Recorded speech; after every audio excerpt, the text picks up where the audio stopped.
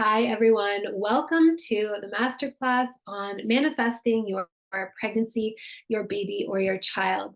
I'm so happy to have you here. I'm so excited to share this information with you. It feels like it has been a long time coming. So, in case you don't know me very well, my name is Amy Belair, and the thing that brings me to host such a masterclass is that I work in the Akashic Records as an Akashic Records reader. I also teach people to access the Akashic Records for themselves and others. And I used to work as a midwife. Not only that, but I have a long history of loving children, loving babies, working as a nanny, working as a doula, having my own child in my early 20s, having more children later in my 30s. It's like children and motherhood, babies have always been the most central theme in my life.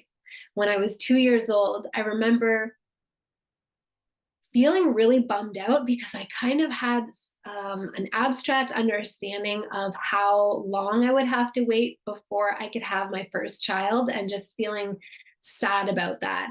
And knowing that I was here to be a mom as well as work with moms and babies and just uphold family units and bring new life in. So through all of that experience, my own personal lived experience, my professional experience as an Akashic Records reader and a midwife, I have seen some things that I have been able to amass and collect and put together to understand how it is that we manifest our babies, because it truly is a manifestation just like everything else. And even I previously totally subscribed to some superstitions and just misunderstandings about how all of this works that made the topic of calling in a baby or a child feel very out of our control. Like there's just something about it that is very, very out of our control, but in a disempowering way. There are a lot of nuances to it, of course. It's not 100% in our control in the way that we kind of think and wish it was, but we have so much power in this situation. So my intention for this masterclass is to talk to you about everything that I've learned through the Akashic Records and my observation as a midwife in my own personal life about this manifestation process, but also to tell you what the manifestation process is, as well as the process to figure out how to explore your Akashic Records or your past lives, whatever, your current life, whatever, to figure out what energetic story and theme is playing out through your difficulties in manifesting the child that you want. Because I'm operating on the assumption that if you were called to such a class, then you or somebody you know and care about very dearly has had challenges in calling in their baby. People who have a whole bunch of children and have never had that kind of struggle as a theme in any way are probably not on this call. So I want to give you processes that you can use so that even if you don't ever end up working with me, you still really come away with information that will change your experience. Technically, according to business gurus and whatever, I should just be teaching you the what and not the how, and sell you the how after. But to me, this topic is way too sacred. It's way too important. And as I said, it hits very close to home for me. Um, the depth of pain that people experience when they're struggling with calling in those deep soulmate relationships. Sorry.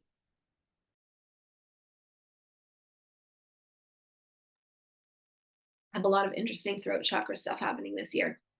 It's been a theme.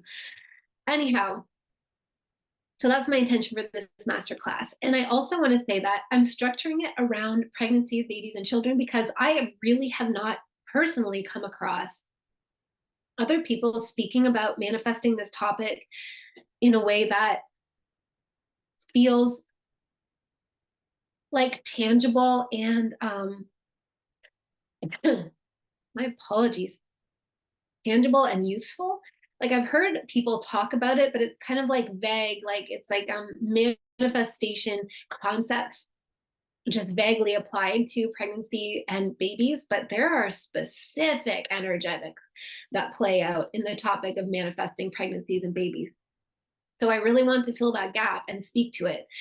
But if you are listening because you really desire a deep, intimately bonded soulmate relationship of any kind, whether that is like a deep, deep friendship, sisterhood, brotherhood, a deep connection with a parent-like figure or a parent, a deep romantic soulmate connection, anything like that, those really, the ones we would call soulmate relationships, you can directly apply this information to that kind of relationship as well.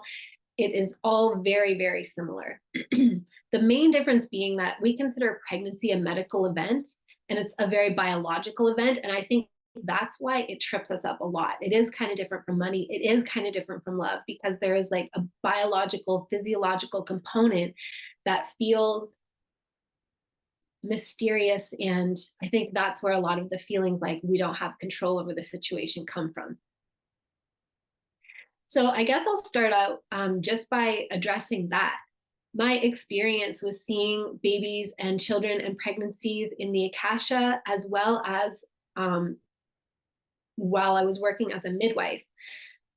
So in the Akashic Records, I would say I'm a general Akashic Records reader with my special favorite flavors. I love talking about soul purpose and soul mission and future timelines and things like that. I'm really good with past lives too. But people come to me with all kinds of questions. And of course, within that will be occasionally people who are wondering if they're going to have more children. It's definitely men sometimes who want more babies, and either they're not partnered or their partner doesn't seem like they want more. But most often it's women who are wanting children and or just feeling like there's one there and wanting me to look into it and see their baby. And there have been very few times when I haven't seen a baby there, but it has happened sometimes. And sometimes they just want validation that there's a baby there that they see. And sometimes there's some kind of energetic that's blocking that baby from coming through, whether it's playing out through their physiology, like their bodies, their hormones, their cycle, et cetera, or whether it's playing out through a different kind of energetic, like not meeting the person that, you know, they feel is actually meant to be the father or the other DNA donor, the match, you know, to create a new human together. Or it can be blocked foster situations, separation from like blended families, so a split up of a blended family and feeling separated from like stepchildren that were deeply bonded with, and playing out through adoption situations just feeling very challenging, not going well. So I see so many spirit babies around people. I really do not perceive that there is a shortage of souls to come in. And I really perceive that anybody who really, really wants to have a child, even sometimes people who are like subtly open to having a child, there are queues and queues and queues of souls waiting to come in. And that can maybe sound a little bit like it's just any random soul.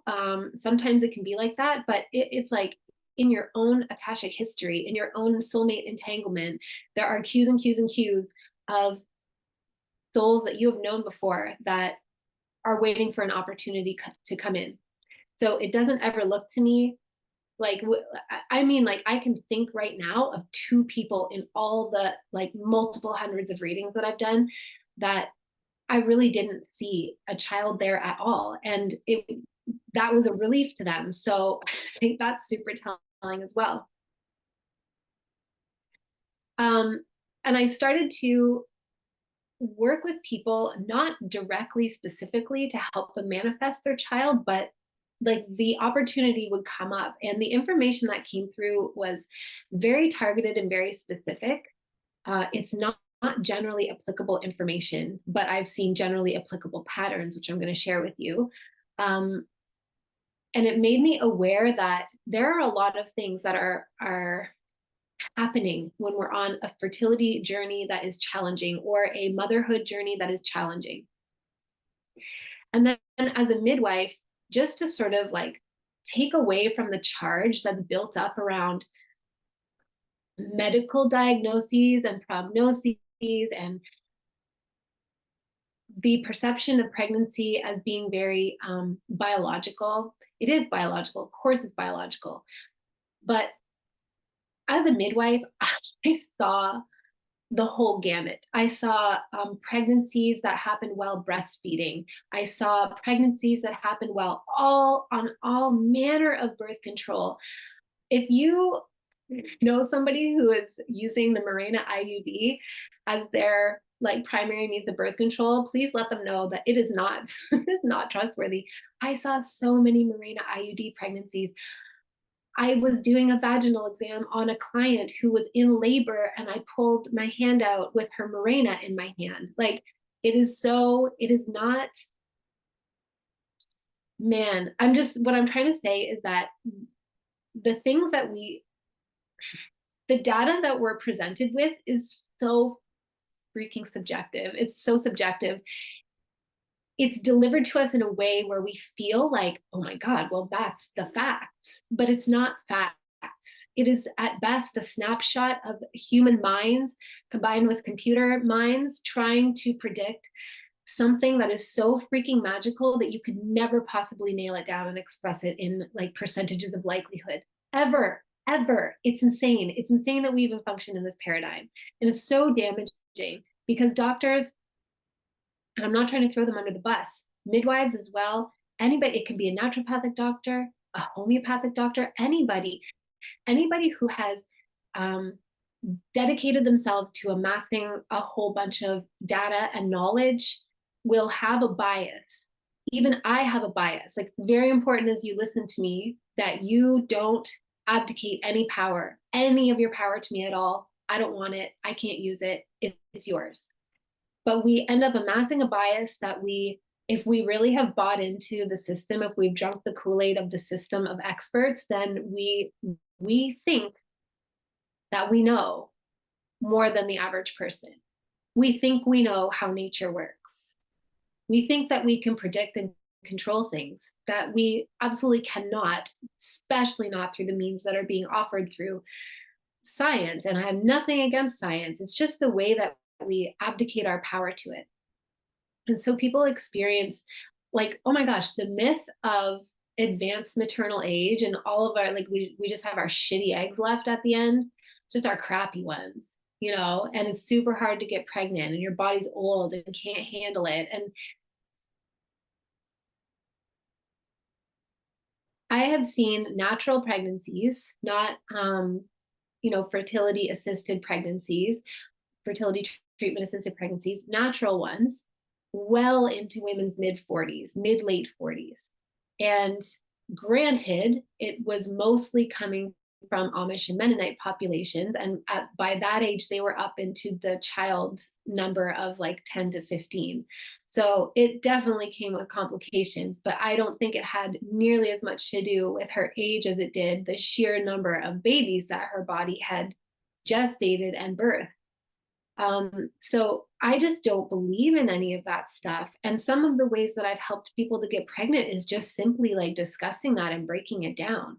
Where, I mean, through the Akashic records, I can kind of see, I wouldn't call myself medical intuitive, but I can see the sort of like atomic and subatomic processes, the hormonal and chemical processes of the body. Like, I can dial into that sort of like micro level.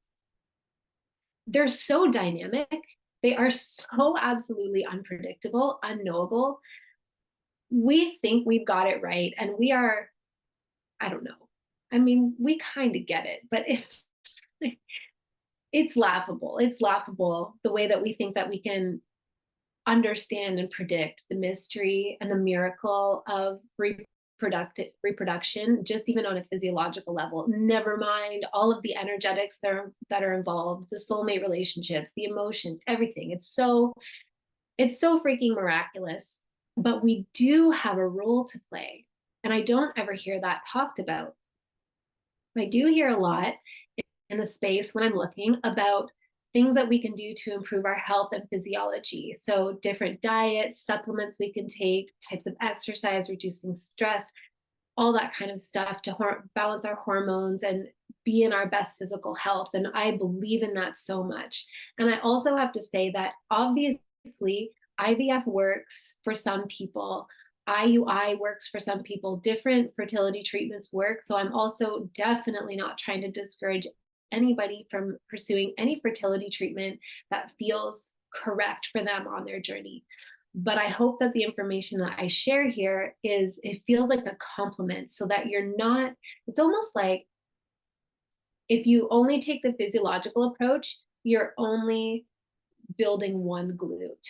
So you have one like nice round, like peach cheek, and then the other side, you're not doing anything with it. So it's totally atrophied. It's like that. There are energetic things at play that bring so much more balance and effectiveness to the whole process of calling in and manifesting the child that we desire in our hearts.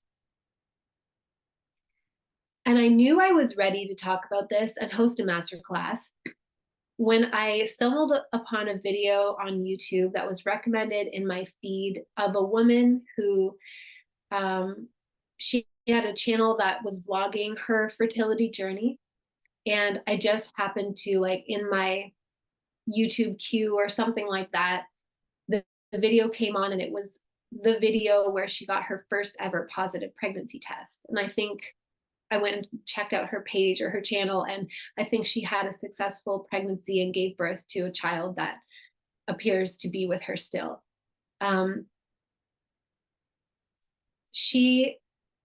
I was watching her video, and she kind of, in her intro, had like created a montage of different high moments, but mostly low moments, very, very raw moments on her fertility journey and all the emotions and everything. And there was a physiological component. And when I watched that, and then I watched the moment where she got her, like, she saw the first positive pregnancy test, right away, I knew, which is my main psychic ability, is just this direct knowing, this clear knowing. I knew through her Akashic records that the energetic that had been playing out that whole time was a past life where her child had gone missing and was never found. And so every single, it just like, it's touching me right now to remember seeing that video, because every negative pregnancy test that she had was that nightmare playing out, echoing in this life. And when I could see it so clearly, for some reason, it was the piece that brought all the puzzle pieces together that assured me that this is always what's happening. There is some wound that is echoing and playing out through the process of calling in somebody that we feel like we have been separated from. So I guess I'll explain a little bit about manifestation and timelines and how I perceive it. To me, manifestation is a term that it makes more sense for me to use it because we're so used to hearing it, and most people have some kind of context for what manifestation means. When I use the term manifestation, specifically what I mean is calling in a unique, isolated experience into our lives. So, like calling in a pregnancy or a child through whatever avenue they want to come to us. That can be called a manifestation because it's pretty specific. Often, especially if like the other areas of our life are going well, so it's not like we're wanting to change the whole thing. We just really want that. That's what manifestation means to me. And I think mostly what most of us are doing these days is we are moving through different timelines. So we are experiencing manifestations of an isolated thing, but mostly what we are experiencing is moving from one timeline to another, where we dramatically rewrite the story that we are living out, and that aligns us with a different timeline. And if you don't know what I mean by all that, first of all, time is very different from the way that we experience it temporally. We, for all of us, like, I'm mindful, it's 2:22 here. I just looked up to reference the clock, and it's 2:22. But I'm mindful of the time because I want to stay on track and I want to deliver the most information and also not hijack your entire afternoon because I'm known to ramble. That's how we experience time. That's how we understand it. But the way that time actually works is more akin to the way we experience it in a dream, meaning that it feels very fluid, it feels very unstructured. It's hard, like if you're thinking about a dream that you had that you can remember, and somebody, if you were recounting your dream and somebody were to say to you, what time did that happen in the dream? Or like, what day was that in the dream? You, like, how would you even answer that question? There is no actual time there. And that's what time is actually like here, but we are very trained to perceive it through the lens of increments that we've divided it into in order to keep track of it, which gives us a perception that there's one life, that there is a past, and the past has already happened and it's set in stone. And there is a present, and that's where we are right now. And there's a future. And likewise, there still remains, it's getting better, but there remains a lot of superstition about the future. Like there is a future or the future that, you know, like if somebody says, will I meet my soulmate? There isn't one future. Like that question really, there's no direct answer to it, because yes, there's a timeline. Absolutely. There are many timelines where you meet your soulmate. There are also timelines where you don't meet your soulmate. It's like, which one are you going to choose? And it's important for us to understand that, because that's where so much of our power lies. And we are very powerful in this respect. So timelines to me look like they coexist. You could also, sometimes you may have heard of people referring to it as parallel realities. I just prefer to call it timelines. And you could think of it too, like when you are born, well, you could think of it like a tree. It's a similar kind of shape to the tree. So the tree starts from a seed. As the seed germinates, there is at first only one stalk, and then some leaves start to grow, you know, and eventually this tree grows into, or this little thing grows into a sapling, which then grows into a tree. And there's one principal like flow of consciousness that is the trunk. And then there are all these deviations and variations that fan out in 360 degrees, roughly ish. I guess not really, because they don't go downward, but whatever, the roots grow down. You know what I mean?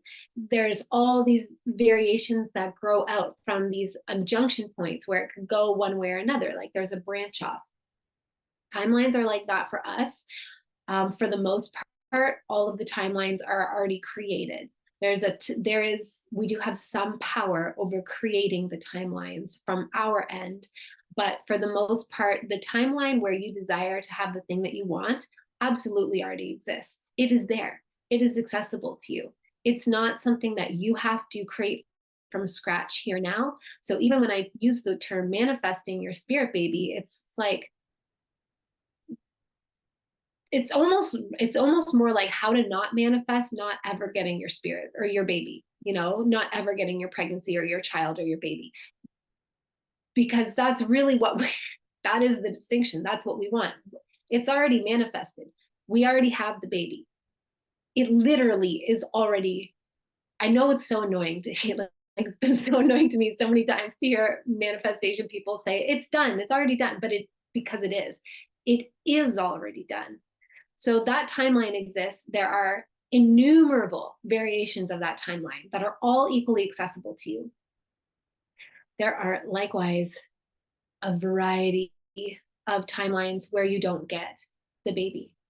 And that's really what I'm here to guide you to, like, not have that experience, because accidentally that is what some of us create for ourselves, is the experience where we don't get that soul union, whatever form it comes in to our lives, like whether we're wanting it in a child relationship or we're wanting it in a soulmate relationship, romantically or friendship or otherwise.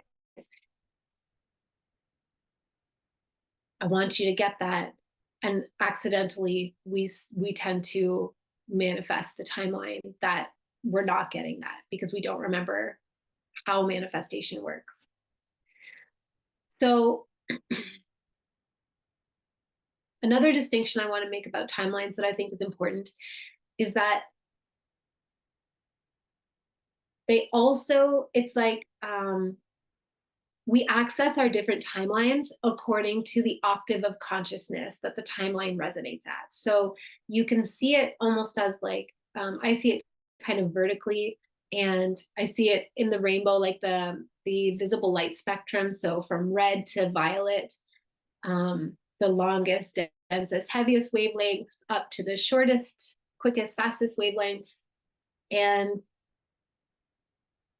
we have timelines that resonate at that red frequency, that are full of pain, full of density, you know, trauma. I mean, my gosh, as I go into this direction, I'm like, there's so much I want to teach. I have to try and keep it succinct. But we have octaves of timelines available to us. So your highest timeline, where your child is, and that is real, and you are together, and all you're doing is attuning yourself to that timeline so that you can experience it in physical manifestation. That timeline is full of joy. So it exists higher up, like from, the green, from the heart and higher, which is a simplified way of talking about it, but it's easy to understand what I mean. That, and then the timeline where the fear, the wound continues to play out, is that lower, denser, slower timeline. And so we need to learn to adjust our consciousness so that we can be in the timeline, be in the octave where that timeline is, so we can just easily merge with it. This is the lifetime, this incarnation that you are living, that I am living, all of us. This is the timeline wherein we are meant to play out our highest timeline. So we are meant to have the happiest ending to our happiest story in this lifetime. And not only is it like you finally get to, but it is imperative that we allow ourselves to do so. It's very important. It is an act of service to not only to ourselves, but to everybody involved in the whole entire collective. Because the human collective consciousness has been suffering in those lower octaves of lower timelines for a very long time. And we have each played our part in that. And it's been absolutely painful. And now we have the level of awareness to be able to manifest those higher timelines. And as we do so, we pick up all those other pieces of ourselves that are down in the painful trenches and bring them up with us. So what I'm saying is that you get to have your baby, you get to have your child, you get to have your love. Believe it, you get to have it. It's already here. You just have to attune to it. And not only that, but your having it is like the greatest gift that you can give to everyone, absolutely everyone. Nothing bad will come of you allowing yourself to have your baby. So what I've observed is that there is a deeper story here.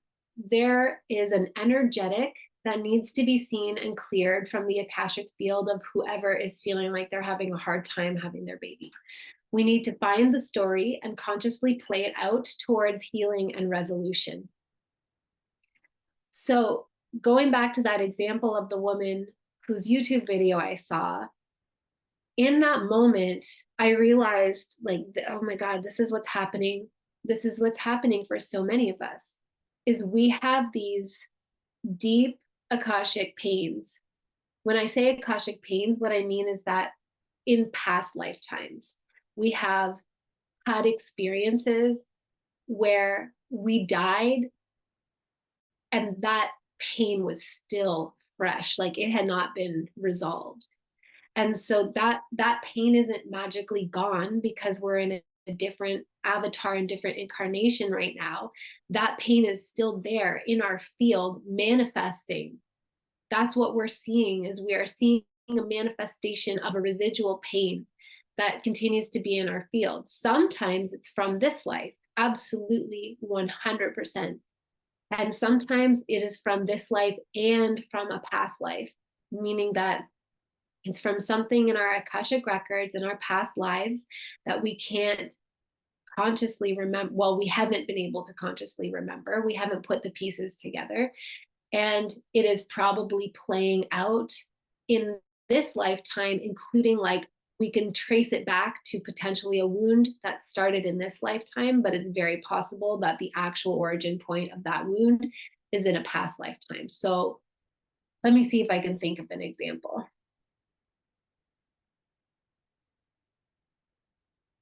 Well, I guess maybe I will just use my own example. It's probably just the easiest, and I'll tell you my story. So I'm very fortunate insofar as I grew up as the daughter to two parents who are still married and like, you know, whatever. They are married and mostly happy. They don't fight. They're not mean to each other. Um, but they're having a human relationship is what I'm saying. But their marriage was successful, I consider, and they modeled a good relationship to me.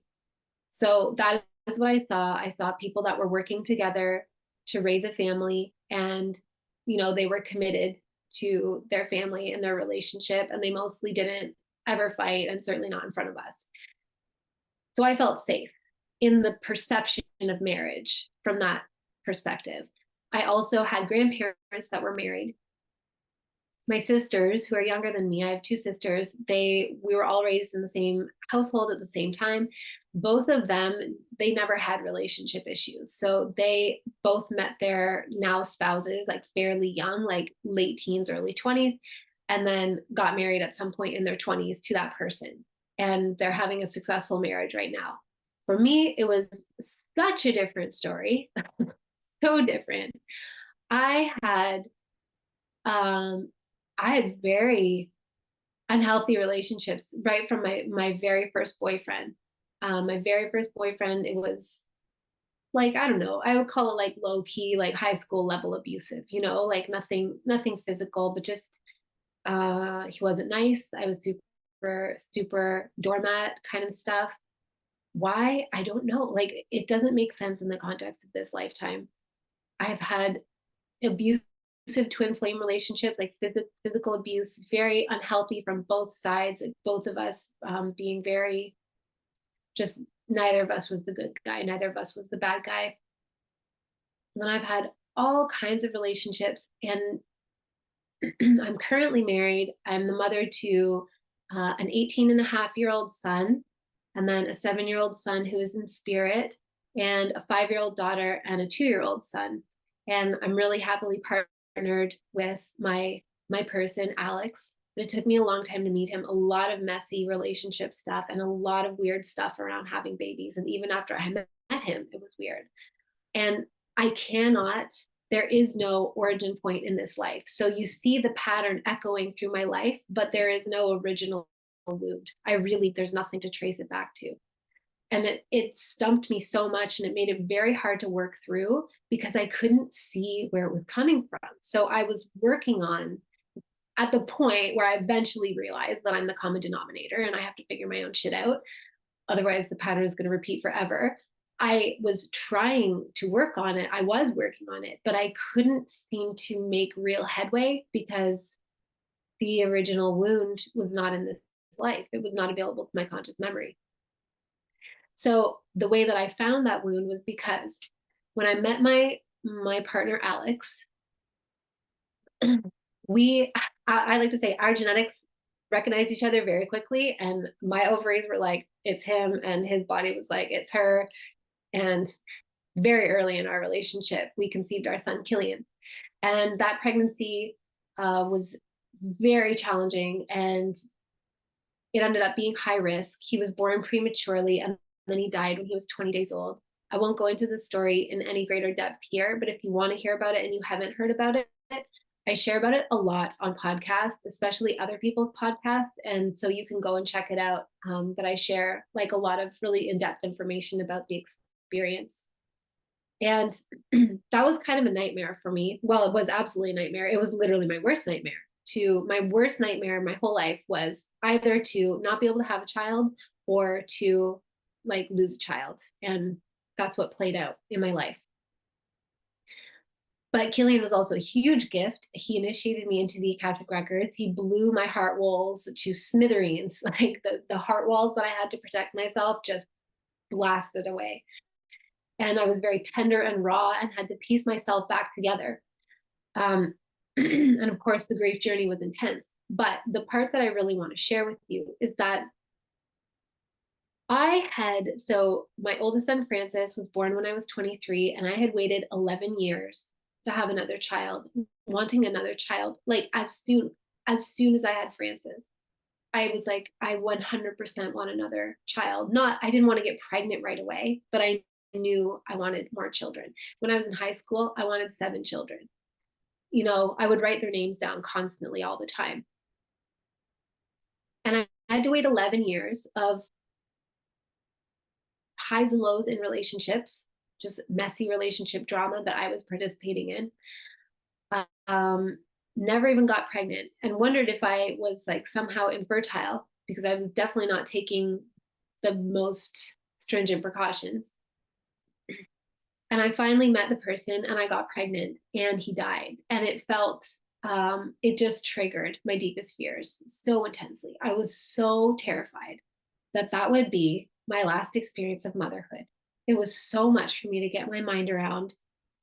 First of all, like, he was born 3 months premature. So my body still felt like it had 3 months left of gestating to do. And then there was no baby in my body anymore. And then there was no baby at all anymore. And my breasts were still full of milk. And I still had a postpartum like jelly belly. It was so intense and confusing for me. And I wanted to get pregnant again right away, almost like just put him back in there was kind of the way that I was seeing it. And Alex was dealing with grief in his own way, which is how it goes. And he had the complete opposite, where he felt like, I can never put myself at risk of experiencing that kind of devastation ever again. And he felt like he didn't want to have any other children. And to his credit, he didn't flat out say no, until I sort of pushed him hard enough that he said no. It was so hard because we had been trauma bonded through the experience, and we were still a fairly new relationship. And I loved him and I did not want to leave him. And it felt like a deal breaker. And like it just triggered every nightmare inside of me. It was so intense.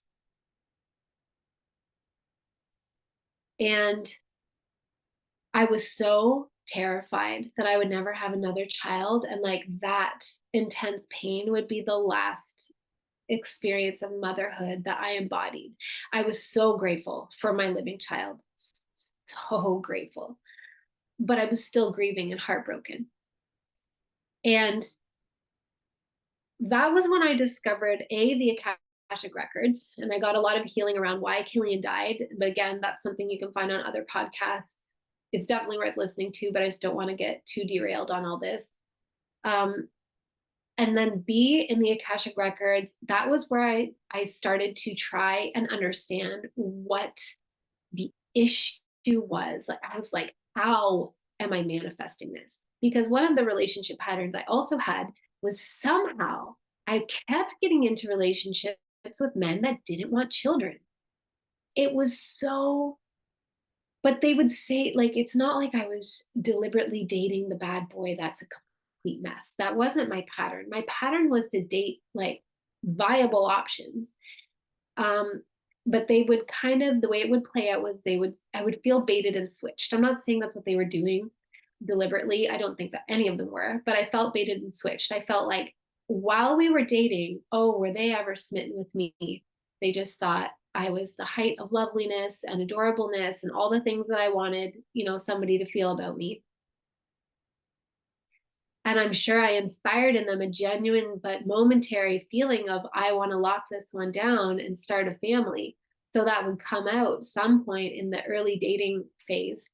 But once we actually got into a relationship, all of their commitment phobia would come up. And suddenly I would be at arm's length forever doing the emotional heavy lifting to keep the relationship together while they basically kept one foot in the door and one foot out the door. And I was lucky. I only ever got cheated on once. That's not an issue for me.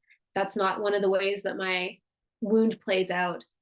So it wasn't a matter of infidelity, but it felt like they were wasting my time. And then later I realized I had wasted my own time. And then I was really mad at myself and I had to forgive myself. But it was nuts to me because I was like, all I want is to give somebody children. I feel like that's the greatest gift that I have to give. I know how big it is. I know how big of a deal it is to give that gift. And I didn't feel like I don't want a lavish, crazy lifestyle. Like I just wanted to have a partner and children. You know what I mean? And I was like, how do I keep ending up with people who do not want to have children with me? This is nuts. This is nuts. And so then when it happened again with Alex, I was like, I literally cannot live this way anymore, which is a great point to get to because it makes things very clear in your Akashic records. But I went into my Akashic records and I wanted to know why. Why was this happening again? And what I was connected with was a past life of my own, wherein I was a woman. Feels like it was probably in like medievalish kind of times. Like people lived in castles and forts and like stone buildings and stuff. I was a woman. I probably had 7 children. I sure had a lot, more than 5, that's for sure. And I was married to a man that was very cruel. He was big and mean, and there was no love between us. And he was very abusive to me. And he was also abusive to our children, but more so to me. And I loved my children more than anything. And he somehow, I think he accused me of something, like those pieces aren't totally clear, but basically whatever he did, I ended up locked in a tower and I spent the rest of my life there and I was separated from my children. And I went crazy. Like I cracked, completely unhinged in that life. And when I found her, I was like, oh my God, I could feel everything. And I was like, holy shit, this is playing out in my life in all these ways that they're not direct. You see, they're not direct, but you can feel them emotionally and energetically when you connect to it. Like, oh my God, this is why I was in that abusive relationship, which made no sense that I was in that relationship. It made no sense. I didn't have anything to set me up to be in that relationship in this life. It was like it explains a lot of details of how I came about having my first child and just this mistrust I had and this feeling like the masculine is always fucking me over. And basically like the masculine is preventing me from being with my children. Like that's how I felt with every partner. And I couldn't believe I was feeling that way with Alex. It felt like he was the one stopping me from having children. I didn't really have like my fertility journey didn't involve any physiological pieces per se, meaning that it's not physiologically hard for me to get pregnant, but it felt like I very much relate to people's fertility challenge journeys, even if it's physiological. Like it feels like something outside of you is preventing you from having this thing that you want so much. It feels like somebody or something has more power or more of a say or more authority. Sometimes you can see what it is. Sometimes it's that doctor's prognosis. Sometimes it is your partner. Sometimes it's your lack of partner. Sometimes it's that repeated, pattern like I had or some other pattern. Sometimes it just feels like the universe, but it's this feeling like you can't get the thing that you want. And it's because somebody or something is keeping it from you. And I realized, well, exactly. That's exactly why I'm experiencing this because I have this trauma in my Akashic records where like she is not even mentally well. So I learned a lot about what I call Akashic or quantum timeline healing. which is very similar to Neville Goddard's revision process, because I had to go back in so many times and soothe her and soothe her and soothe her. And finally, it took a lot of work for me to finally connect her with a timeline where her children were returned to her. And I eventually got her to a timeline where her children were returned to her by a man who loved her and wanted to, like, he felt like he would just put his arms around all of them and keep them safe. And when I had brought her to that place of healing, I was also doing a lot of healing in my own, like, this timeline of this incarnation at the same time. And that I wasn't concentrating on both. It's like one, like, my past self is me. So as I was healing her, I was healing here, if that makes sense. But when that piece came together, and then I figured out how to completely remove Alex from the equation and stop making him the bad guy and just being like, that it was my surrender moment where I was like, this is between me and God. I know I'm supposed to have another child, and this is between me and God. And I completely surrendered it, which took me a long time, like months. That's what I mean. Then I got pregnant right away. And I know it's not just, the thing is that it was Alex. Like, it wasn't, for me, it wasn't like, it's just not working. And every time we have sex, I don't get pregnant. That wasn't the thing. The thing was, like, my partner was exercising precautions that, like, it was all, I was on birth control. It was all in his hands. And he was deliberately withholding, is what it felt like withholding the thing that I wanted. And it was crazy to deal with that scenario and deal with all of the trauma that was coming up around it. So when I say I got pregnant like that, I mean, for whatever reason, with no discussion that we ever had around it, we still haven't had discussion around it. The next time we had sex, he did not withhold. And then I got pregnant. So I knew it worked for me. And then I repeated it with my son, William. And it was a very similar scenario, more energetics that had to be played out, more healing around that. And like, Alex didn't want more children. We had more trauma around even having a child, all this stuff. He did not want children, was not open to it at all whatsoever. I knew there was another child there. I could feel it. And this time it was very interesting because I specifically wanted him to be a Cancer, like born under the Cancer sun sign. Killian, the son who died, had been born under the sign of Cancer. And I just wanted that experience again, which is very specific. That means that you have like one cycle to get pregnant in order to have a Cancer born 9 months later, you know?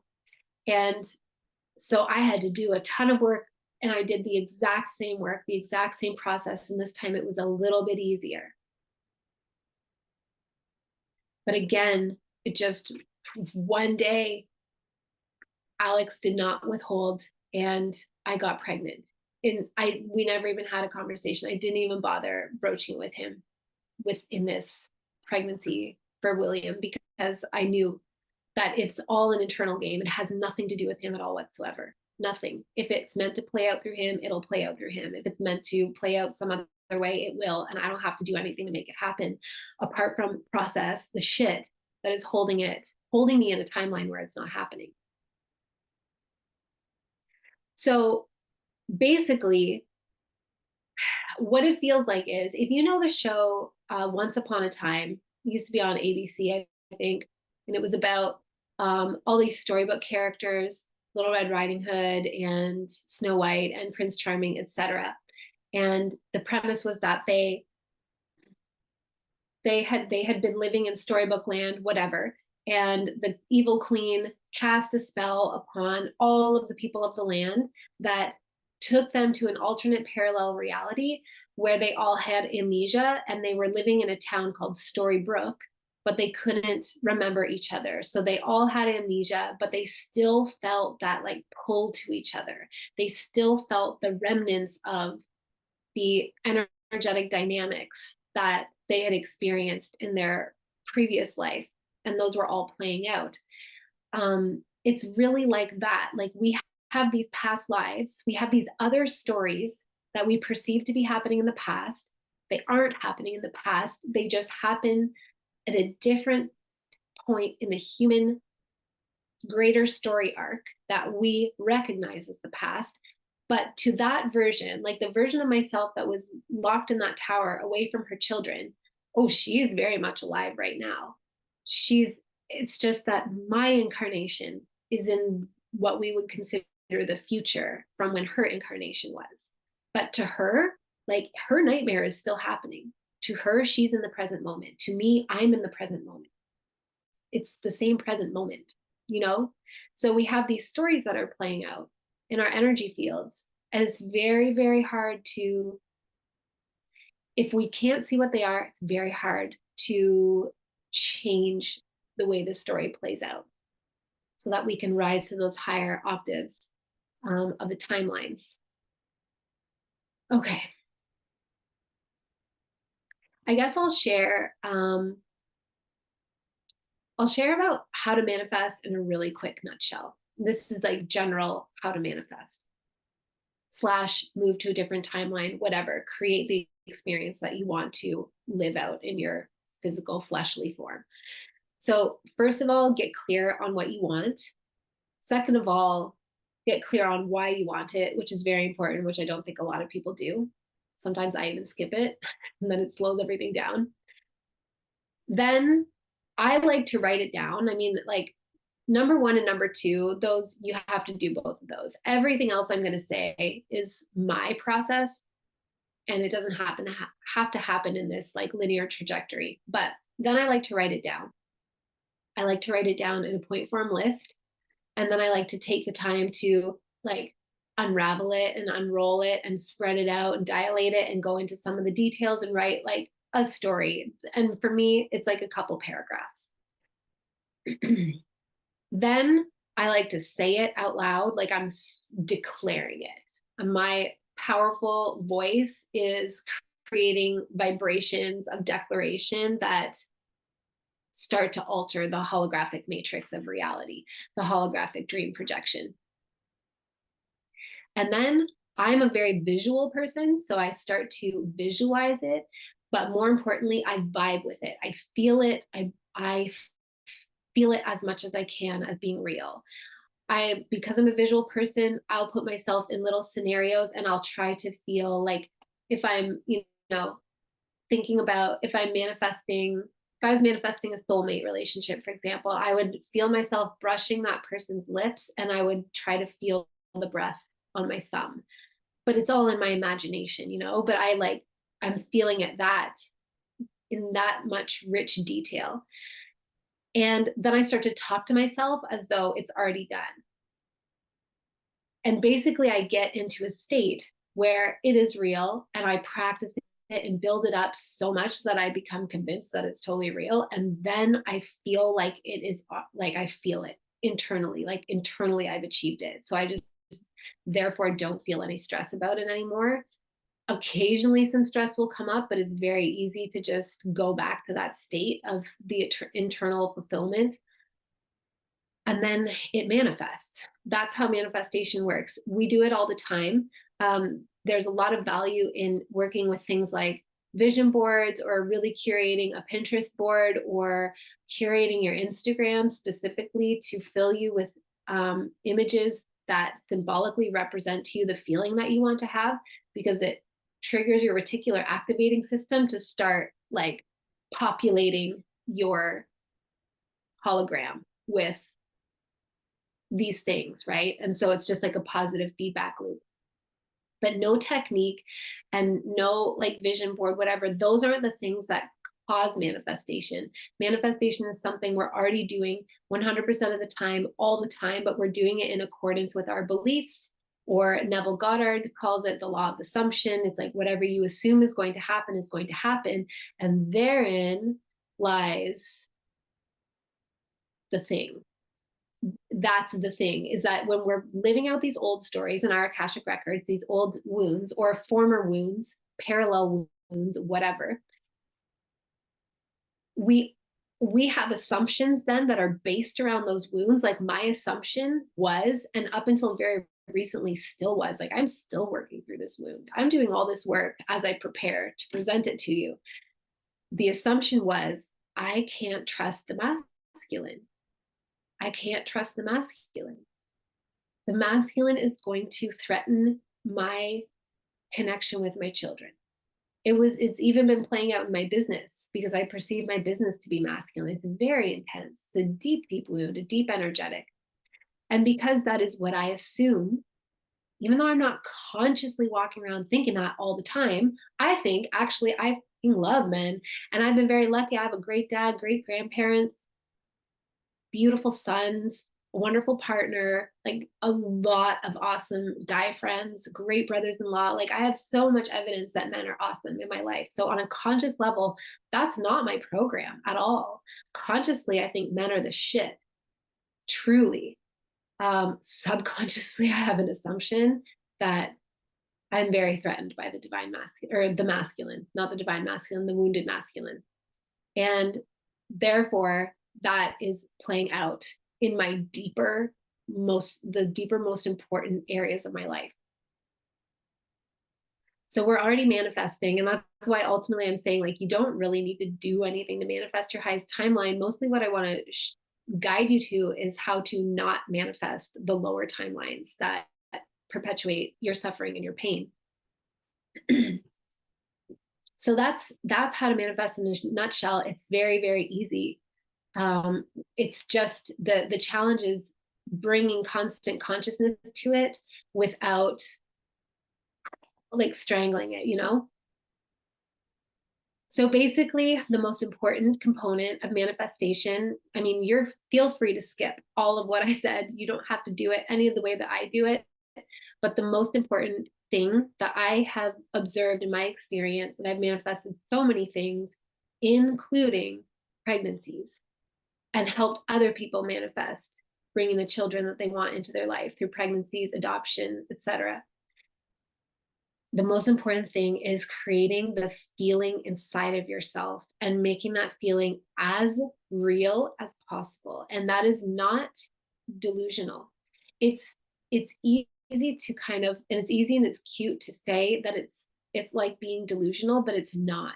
It's acknowledging that that is real. You wouldn't want it if it wasn't real. The reason you want it is because your child is real. You know your child.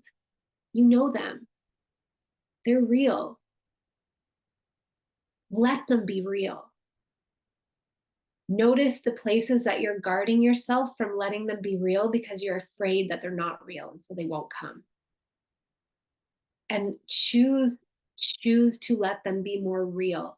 Choose to let inside of yourself the feeling that you get when you're hugging them be real.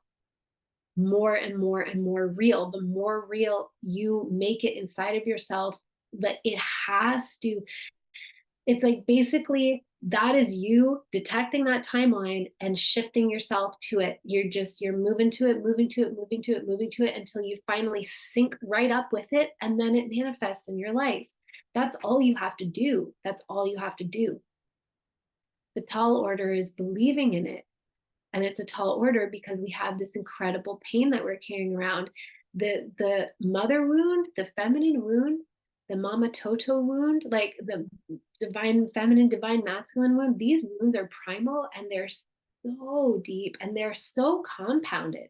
Because the part I didn't even tell you was that, so that wound is still coming up. As I said, it's playing out through my business. It's playing out in weird ways. Like, I've sorted it out with Alex. It's not playing out through Alex anymore. It's playing out in other ways. And I can feel it's the same wound. It's subtler layers of the same wound. And I was like, how much work do I have to do on this bitch? Like, I thought she was better. And when I kind of opened up to that, like, what is the thing I'm not seeing? I suddenly was shown my original wound, which was from a life that I understand to be Lemuria. It was a life wherein I consider it a golden age. That's what it felt like. Everybody was very happy. We were living according to our full divine blueprint as human beings, like very integrated in our environment. It's even hard to describe. It literally like paradise, like utopia. And there was an outside force that came in and invaded, and it set in motion the raping and pillaging story that has played out through all cultures across all times on Earth. It was the first time that that happened. And this outside force killed my husband and took me into slavery and took my children. And that is the wound. When I connected with that one, like, I mean, I didn't need to connect with that one to manifest the other pregnancies, but when I connected with this one, I just like I bawled and bawled and bawled. And I feel so much clearer since I connected with that one. So it's creating an internal state of what you want and live like it is here now as much as possible. Like, feel it as true inside of yourself.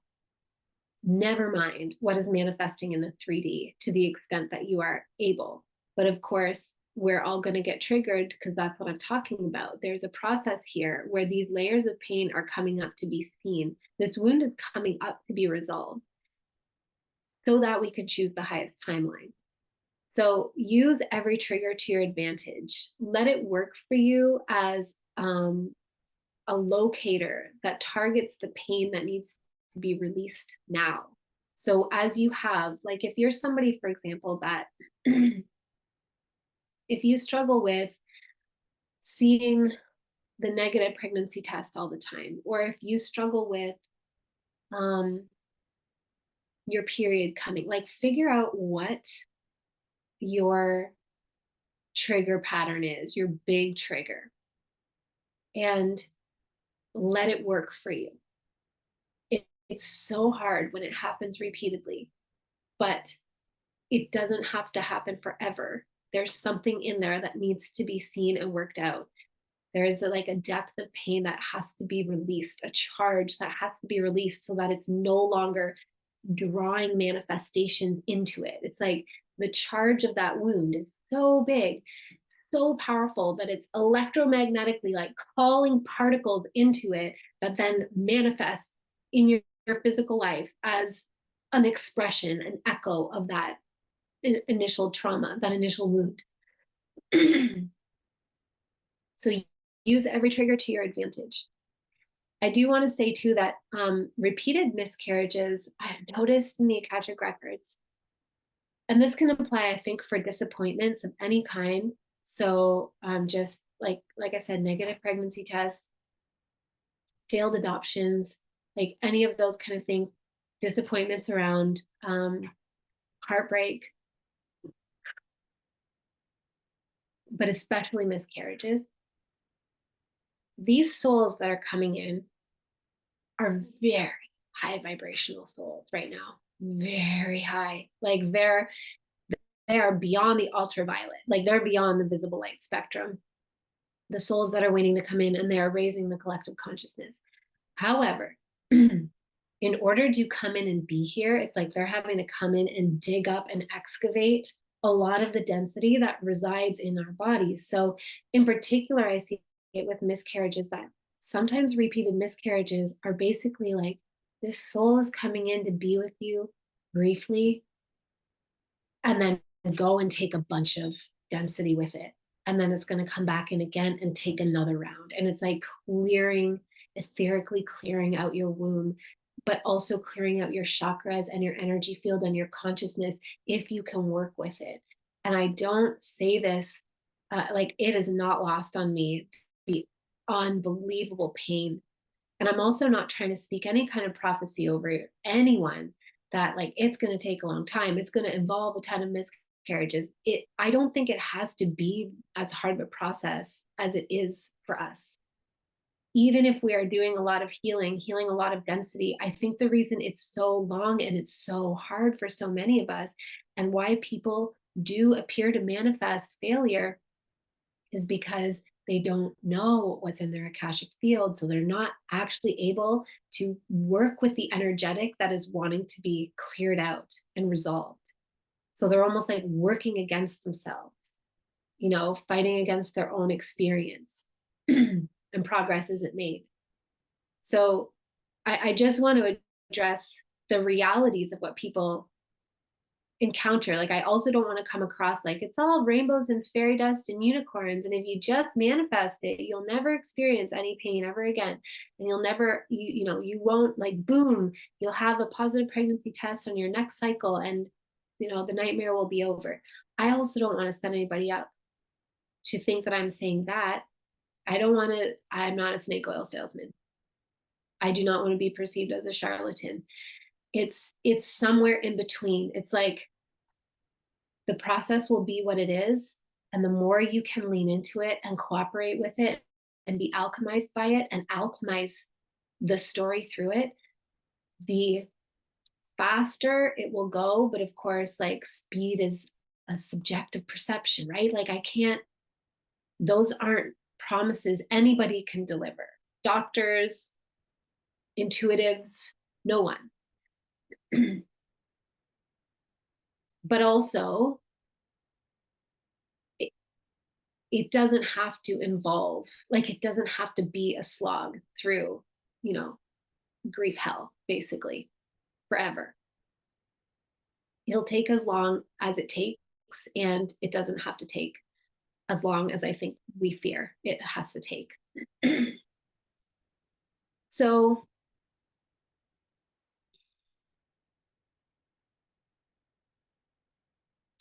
another piece that I wanted to mention that I've noticed is the importance of letting go of it needing to be either a certain person, especially if we're talking about soulmates, a certain person, or that it has to be like a pregnancy or a child or something play out with a certain person, or that it has to be specifically like you and your child come together through a pregnancy in your body, or that it has to be a specific kind of birth that goes a specific kind of way, or any of those specifics.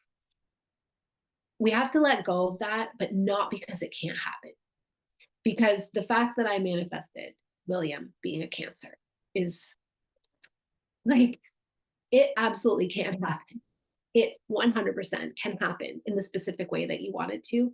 But in order for that to happen, I had to completely let go, like, trust that I put in my order. I said my prayer, so to speak. God received it, so to speak. It is done. And just like completely release any attempt to micromanage, which was hard. And that was a big piece for me that did make it take a long time. It took a while for me to get to that place of trust. But again, by a while, I mean, I'm talking in terms of months and cycles, like maybe like 18 months, which in the grand scheme of things isn't that long. But I can say that on the other side where William is here. At the time, it felt eternal. But so all, like, we have to let go of that, but not because you can't have it.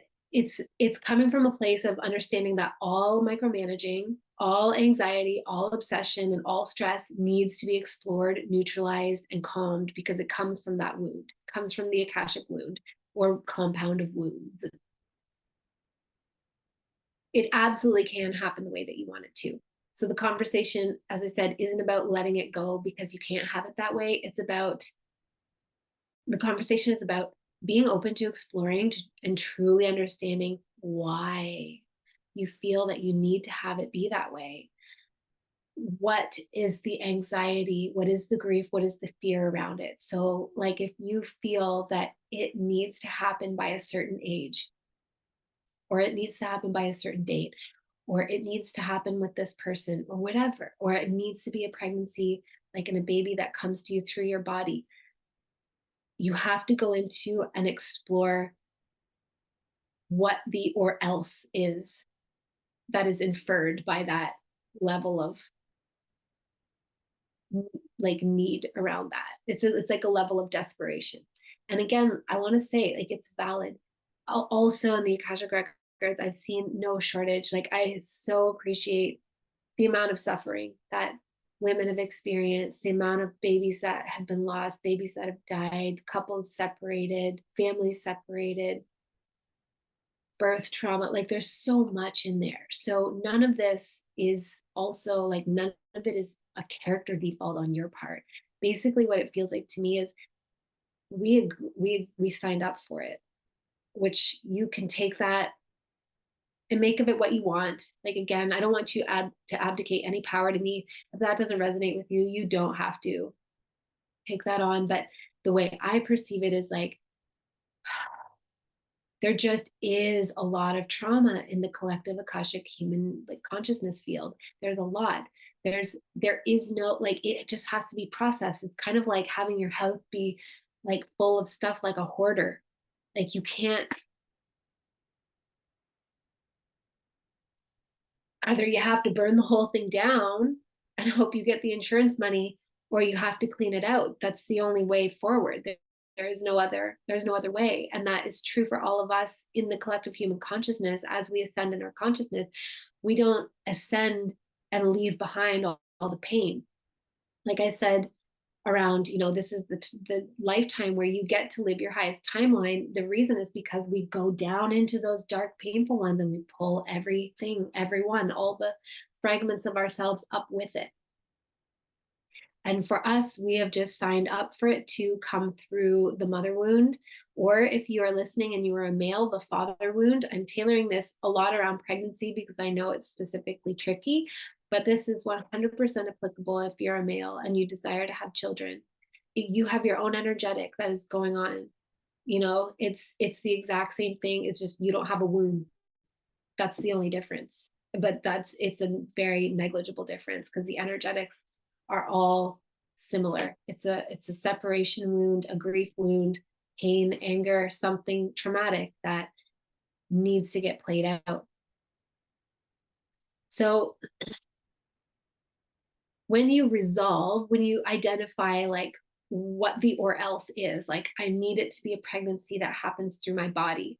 I say this because my very, very first client ever, she wanted to work with me for this reason. And I didn't know what I knew then. I wasn't really I wasn't strong enough to hold that vibration for her. And also it was just an interesting match because she really rigidly wanted it to come through her body.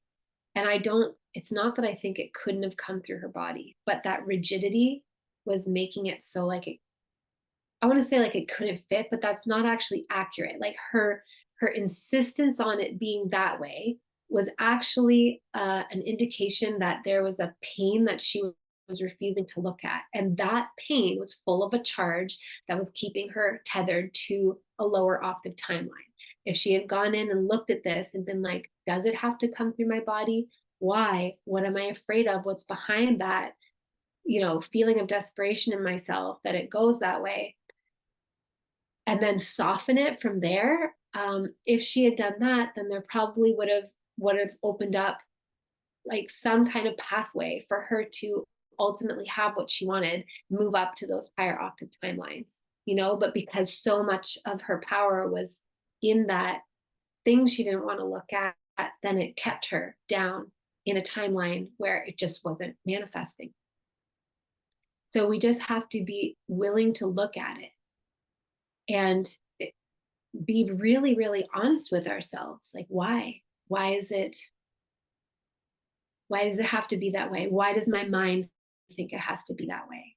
And also holding but also it can be that way, but why am I attached to it?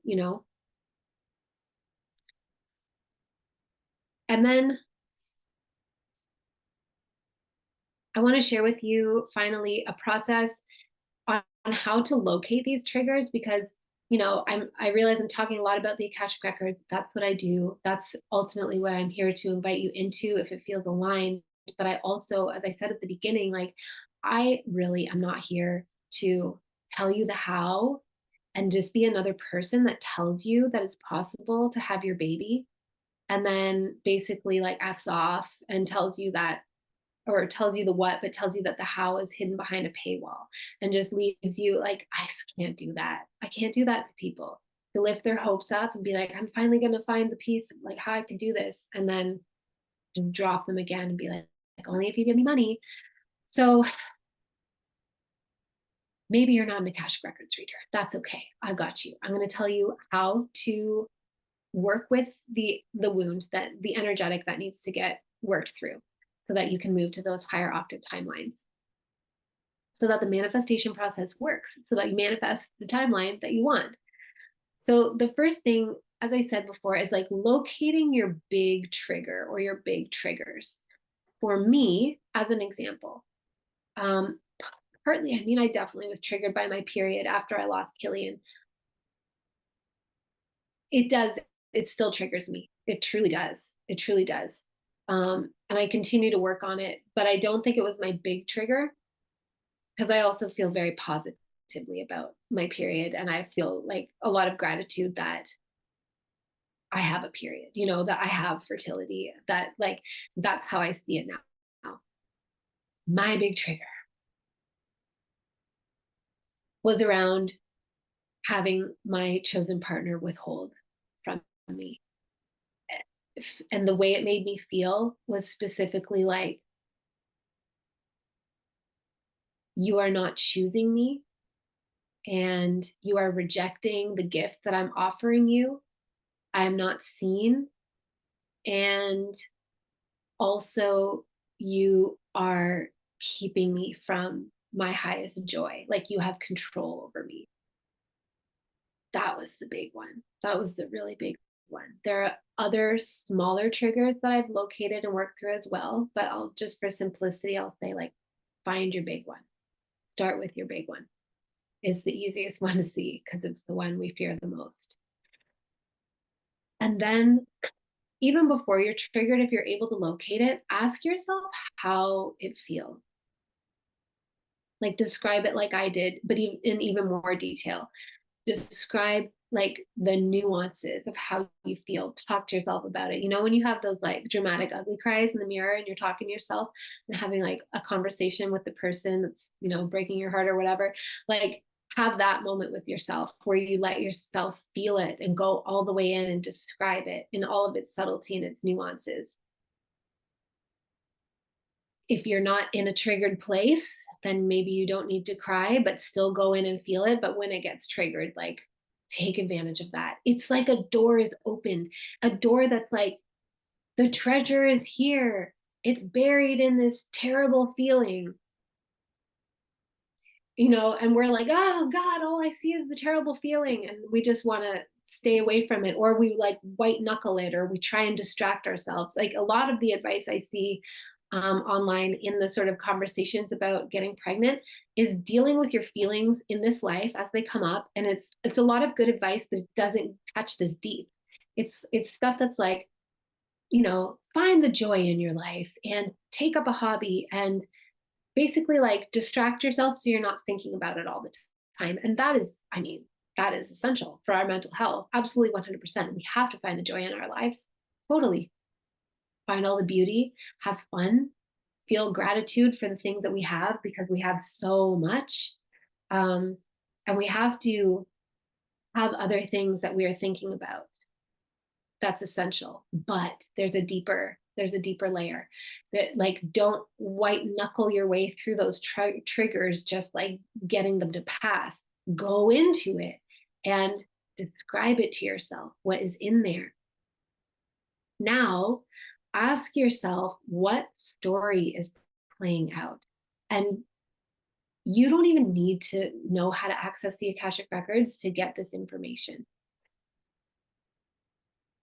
It's like when I say ask yourself what story is playing out, sometimes you might have to understand it through like, what movie character does this remind me of? Or what like movie or TV show like story arc is this reminding me of? What song comes to mind? What, and sometimes it comes in pieces of the puzzle. Like you don't necessarily get the whole picture. Even the Akashic records, I don't get the whole picture in one bang.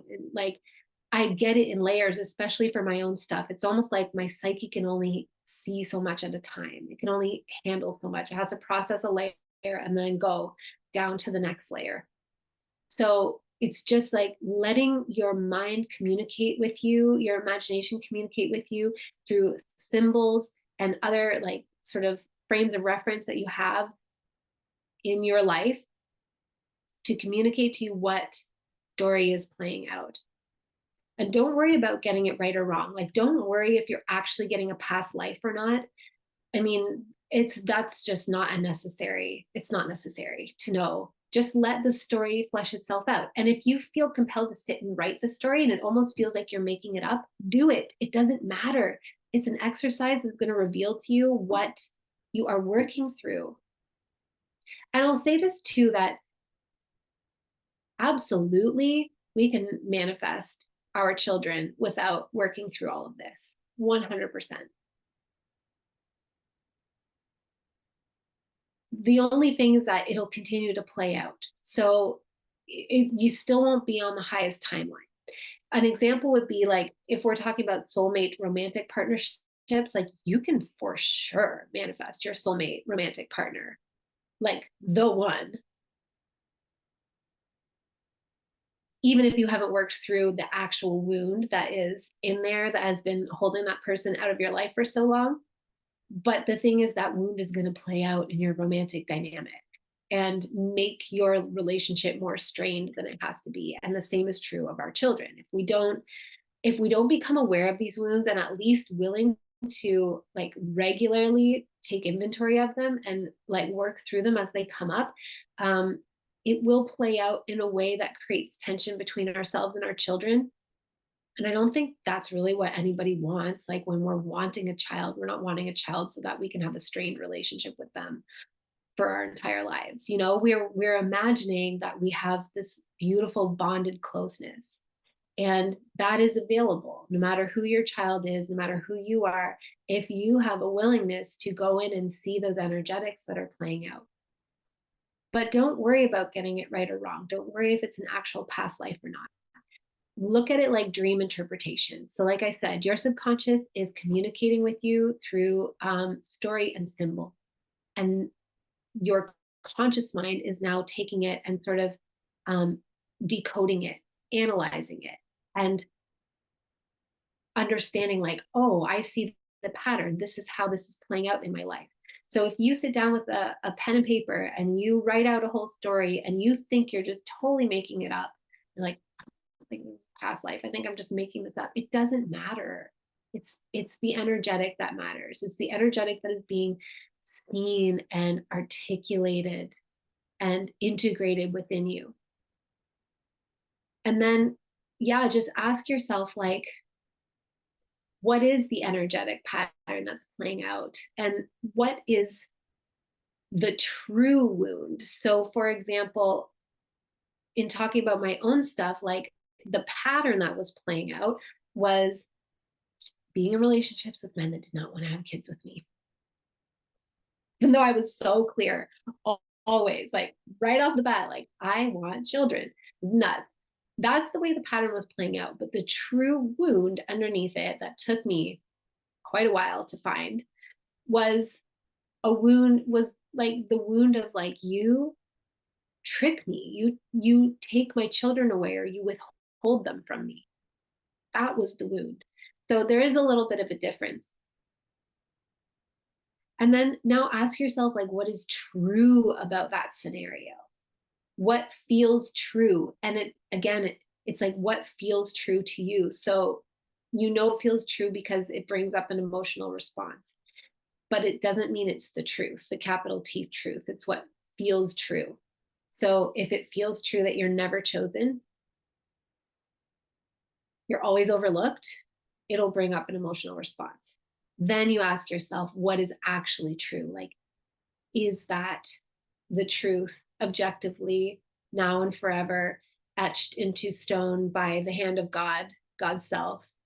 And the answer, of course, will always be no, but we need to explore it ourselves and just feel that ourselves. So that's how you access this information, like to figure out what is actually holding you back. Even if you don't know how to read the Akashic records, it's still going to have the same effect. But I want to leave you with this reminder that this timeline is already written. There is a timeline where I am reunited with my husband in the Lemurian time, which that's a whole other topic. And maybe I will host a masterclass specifically about soulmates and twin flames. But there is a timeline where we are reunited and all of our children are back together. And I know that that is the timeline that I am meant to express in this life. And however it expresses is not up to me. All I have to do is hold that and know that it is true and calibrate my consciousness to it over and over and over, moment to moment. And part of that process is just being in the joy and the beauty of it from where I am right now, regardless of whether it's here in my life right now or not. It doesn't matter. That literally makes no difference. It feels like it makes all the difference for us, but it really doesn't, because it's a timeline that exists and you can merge with it. It's just a process to get there. And then the other part of my job and the process of doing that, of bringing that timeline to life, that highest timeline, is looking at the wound and resolving it, just clearing it out and resolving it. And not taking, like, for example, don't take your miscarriages, your negative pregnancy tests, your lack of partner, whatever it is that's causing you a lot of pain. Don't take that as proof or evidence that you don't get to have your child. That's not actually what it is. All it is like really intense medicine that is designed to connect you with the wound that needs to be healed. And you, whether you have agreed to it or you just find yourself in it, you are being called to heal that wound on your own behalf and on behalf of the collective. But your children are real. Your child is real. Your partner is real. These timelines are already done. They're already created. They are there for you. You get to have them. Okay, so I'll just let you know 3 ways to work with me on this topic if you would be interested. And after that, I'll open it up for a few minutes of Q&A or any comments if anybody has any. So the first way is that I'm opening up 5 private Akashic readings for this topic. It can be soulmates, it can be pregnancy and babies, whatever, however it's playing out for you. And I'm opening that up at a very, very low price compared to my regular rate, and only 5 spots, because the more Akashic readings I do, the deeper I go into people's Akashic fields, and it's very intense and it takes a lot of energy. So there are limited spots available, but I truly would love to meet you and support you in pulling out the information that is really personal to you in a private conversation. I record them, I do them over Zoom, and I record them and I send it to you so that you can download a copy for yourself to keep and listen to whenever you need to. The links to all these will be provided in a follow-up email with the replay as well. The next is I've created an 8-week Manifest Your Child Through the Akashic Records program that also has limited spaces, but there are definitely more spaces available. And I will still go into everybody's unique Akashic records, but we'll do them together on group calls, which I actually think is a really amazing offer, because so much insight is received when we hear other people's Akashic readings. It's like activation pieces that we can apply to our own lives that sort of bypass the blind spots that we have in our own situations. So it's really focused on manifesting your baby, where I'll just bring through, or your child, I'll bring through, kind of a rant, a ramble, like an inspired sort of channeled piece around the whole topic. And then on our calls, I will go into people's Akashic records and bring through the information. So that is going to start in the first week of September. And for the next week, I think it is, the next 5 days until Friday, it's going to be on an early bird price.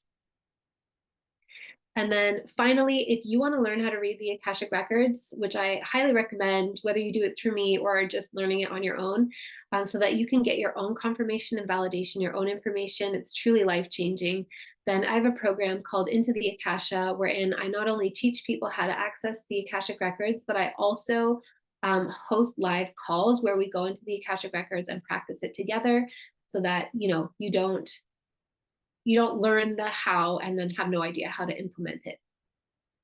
So those are the 3 ways to work with me if you feel called to after listening to all of this. And as I said, the links will go out in a follow-up email that's sharing the replay. But I hope that what came through in this masterclass is truly helpful to you and supportive to you in manifesting the timeline where you get to be with your child. You get to be reunited with your child, the one that you feel in your heart. I hope that you feel like it's something that you can actually do. Um, yeah, not just the what, but also the how. So I would just like to open it up in case anybody has any questions or anything that you want to say. You can go for it. If there's anything I've missed or you feel like I didn't cover or talk about, definitely let me know.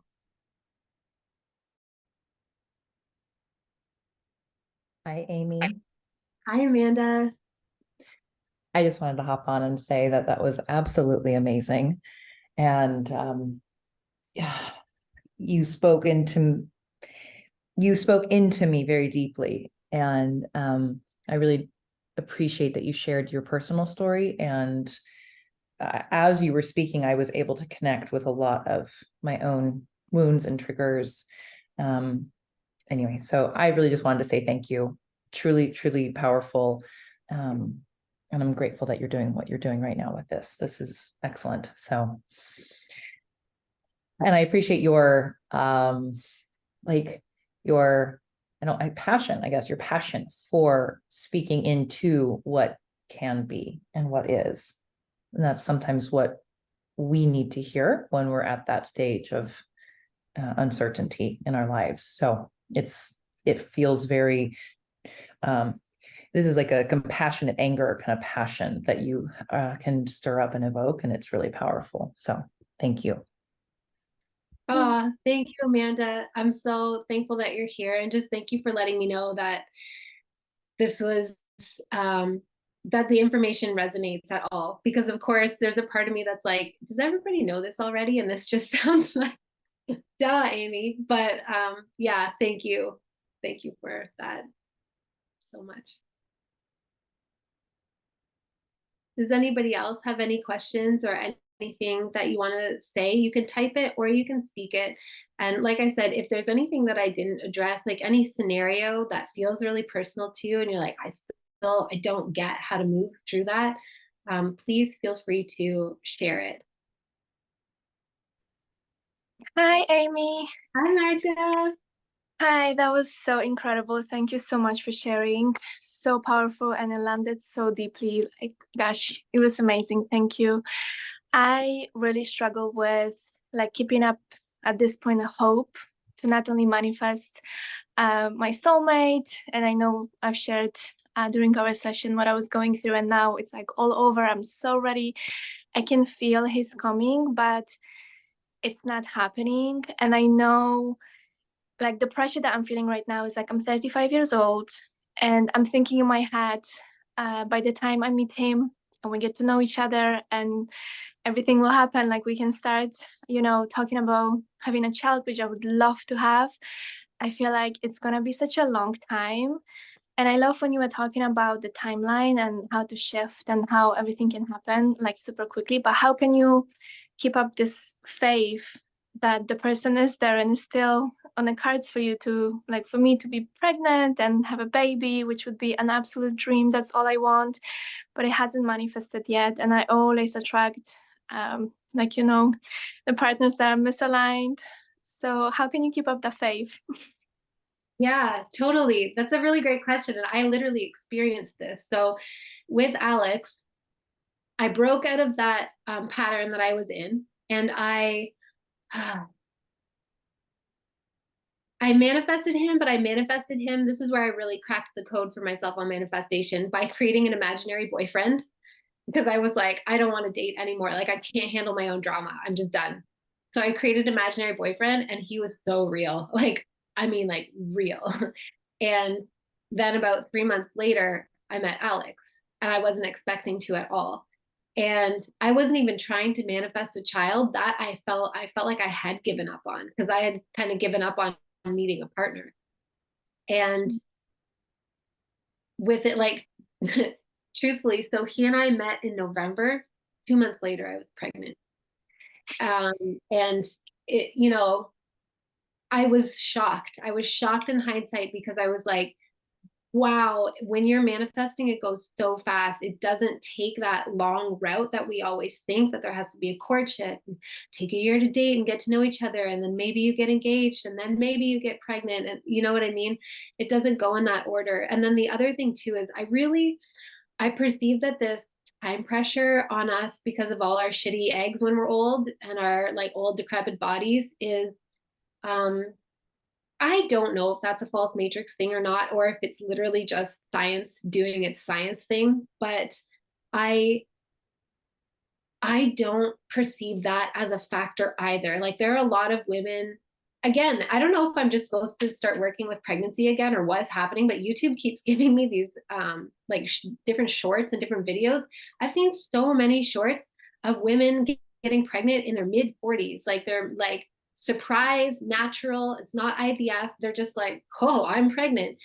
Um, and they're in great shape and they have a great pregnancy and a totally like a beautiful birth. It's healthy. And I feel like I would be lying if I said there wasn't a difference between the pregnancy with William in my late 30s and my pregnancy with Francis in my early 20s, but I barely remember it. Like I barely recognize it.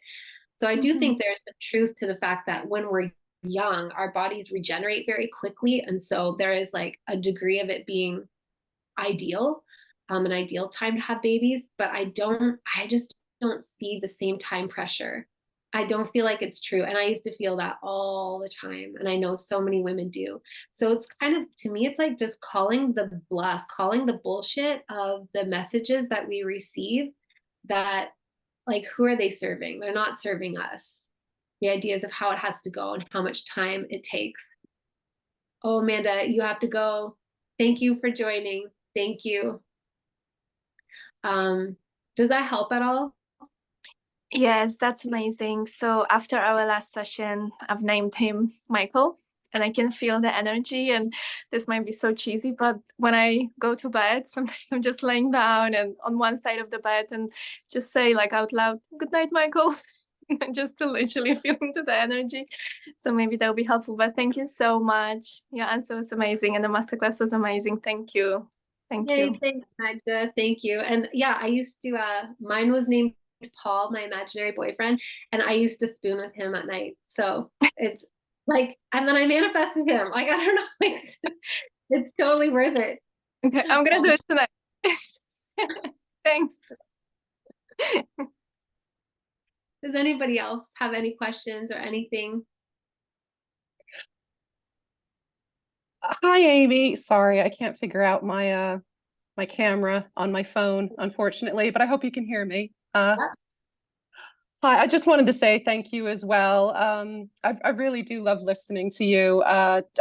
You know, longtime follower of yours on a lot of podcasts, and yeah, it's just you're just such a wonderful, beautiful person. So thank you so much for, you know, sending out this opportunity for all of us. And yeah, I this is a really silly question probably, but I was just wondering, just in terms of the manifestation, um, is it kind of does it work against the manifestation if you're really, really impatient?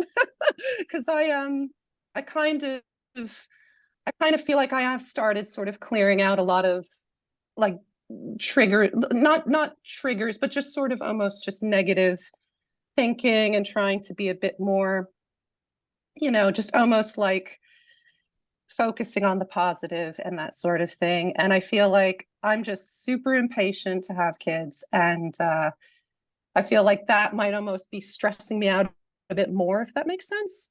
Sorry if I'm not being very clear. It's a little late over here where I am. So. No, you totally make sense. It's totally clear. And it's a great question. And I honestly, the answer that I perceive is yes, it does kind of work against the manifestation because the impatience, it's telling you something. It's telling you that there is a degree of, I'm not happy with my current situation and I won't be happy until it changes, which I think is where most of us hang out. But the thing, like, so you can't shift to a new timeline as a way of escaping the current timeline. And I'm also not suggesting that you're deliberately trying to escape, but you want something to change because then you'll feel something. The whole way that manifestation works is realizing that you can feel the thing inside of you already to the full fulfillment. Like you truly can. It just takes a little bit of practice to cultivate it because there are so many wounds and beliefs that tell us that that's imaginary and we can't trust it and we shouldn't hope, we shouldn't get our hopes up and that kind of stuff. But it is like feeling that total fulfillment inside of yourself first, and then it takes form. It can't take form first and then you feel the fulfillment. Does that make Right. sense? Yeah, it does actually. Yeah, that makes a lot of sense. Yeah, that was just something I've been wondering about. So I was just thinking, yeah, just thought I should ask while I'm here. Yeah, it's a great question. And that's kind of how it worked when I manifested Alex was it also helped that I wasn't trying. Like I literally just didn't want to deal with relationships Right. anymore. But I also wasn't jaded. I was just like, oh, thank God. I can just feel that I can just have an imaginary boyfriend and get the total I don't have to deal with drama anymore. And but I put 100% realness into that. I felt it like it was so real that I wasn't in a space of desire. And then it just like, it felt like magic when he and I met. It was just like, Mm, oh, here you are. Wow. It was yeah. so that's how it worked with all manifestations, with money, with babies, with soulmates, with our job, with a house, everything. You feel it inside yourself first, so it's so real, but it just has to come into your reality. Right. That's amazing. No, that makes a lot of sense. Thank you. No problem. Ashley or Sarah, do either of you have anything you want to ask or say? No pressure. You don't have to if you don't want to, or if you're busy. I just want to say I've been listening to your podcast for a few weeks now, and you're just absolutely amazing. And I love you. Oh, thanks, Sarah. Thank you for listening and thank you for being here. Thank you. Ashley, did you want to ask anything? No, you're good. Okay. All right. Awesome. Well, thank you so much for being here. I really hope that this serves you and it helps you. I love you so much. And I'm like holding the vision for your highest timeline with the love that you desire and the family that you desire. Mwah. Bye, everyone.